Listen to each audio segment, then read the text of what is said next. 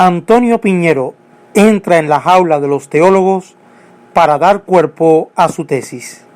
En el primer capítulo de esta serie expuse razones para dudar de Piñero cuando dice estar fuera de la jaula a la hora de hacer su traducción del Nuevo Testamento.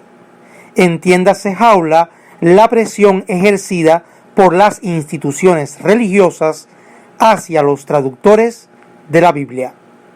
El título de este video, Piñero entra en la jaula de los teólogos para dar cuerpo a su tesis, nace de mi preocupación al observar varias conferencias de Piñero y por último analizar su Nuevo Testamento comentado, comprobando la falta de citas de teólogos modernos que son los autores intelectuales de la mayoría de sus hipótesis. La razón no la juzgo, la desconozco. Pero un personaje tan mediático y que utiliza muy bien las redes debiera comprender que la mayoría de su público no es académico.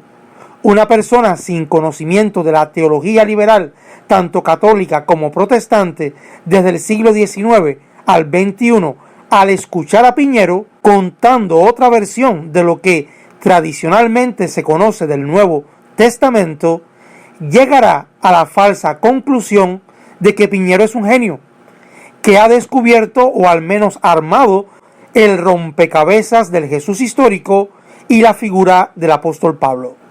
Y esto es serio porque un académico enseguida rastreará el origen de sus postulados. Además, da lugar a que criterios malintencionados, como es el caso de César Vidal, el cual en un video extremadamente irrespetuoso dice: de pronto un día aparece Piñero diciendo lo mismo, pero sin citar a Eisler, sin citar a Brandon, y es como si yo ahora escribiera un libro sobre la teoría de la relatividad y no digo una sola palabra sobre Einstein en 400 páginas que tiene el libro.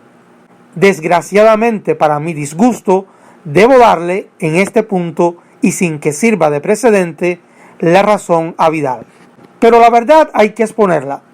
Piñero sale de la jaula y luego entra nuevamente a beber de los teólogos. Hagamos, por ejemplo, un ejercicio llamado Identifique al autor. Yo les leeré unos párrafos y usted sinceramente piense a qué autor o expositor le suena. Comencemos.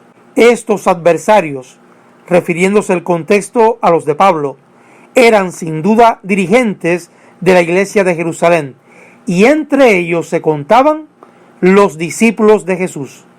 Pablo presenta a los gentiles una versión distinta de la fe cristiana. Pablo era un judío helenista.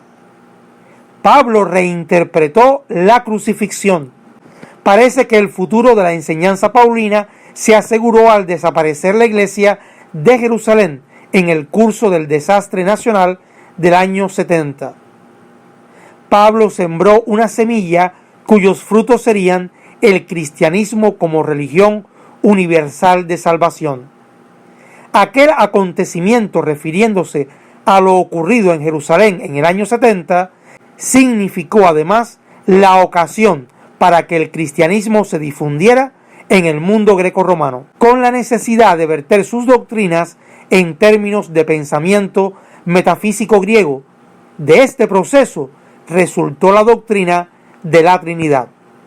Sobre la Eucaristía, las palabras de San Pablo en 1 Corintios 11:20 constituyen la prueba más antigua de esta conmemoración ritual. Sobre los evangelios sinópticos, el evangelio de Marcos sería el más antiguo.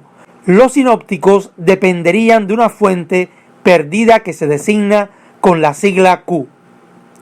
Ahora les pregunto, ¿a quién le suena todas estas ideas en su conjunto? Si usted contesta que el autor de estas líneas es Antonio Piñero, lamento decirles que fueron publicadas entre 1970 y 1971 en inglés. Más tarde en el Madrid de 1975. Pero lo curioso es que su autor no es Piñero, sino Brandon, un sacerdote anglicano británico y para más problema le publica una conocida editorial católica, Ediciones Cristiandad. Parece que la jaula se quedó abierta.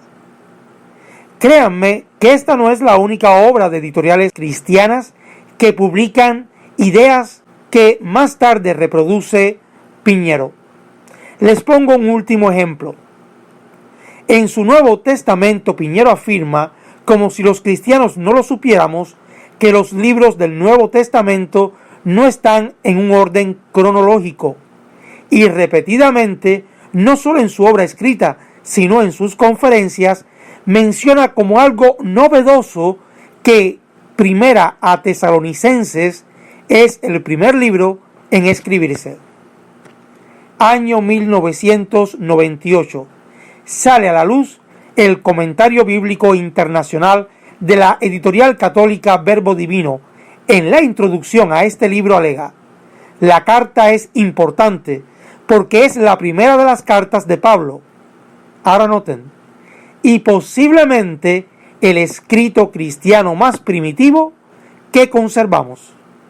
Aquí de un tirón esta obra, que también se escapó de la jaula, echa por tierra toda la tradición de la Iglesia sobre la antigüedad del Evangelio de Mateo. Como pueden ver, la única diferencia entre Brandon y otros autores como Bultmann con Piñero es que estos no tenían internet y solo eran conocidos por un limitado público. Pero estamos hablando de hipótesis, no hay nada comprobado. Algunas de estas han sido descartadas, otras refutadas por la apologética cristiana, y algunas todavía se discuten. Pero hay muy poco de novedoso en la tesis de Piñero con respecto al Nuevo Testamento.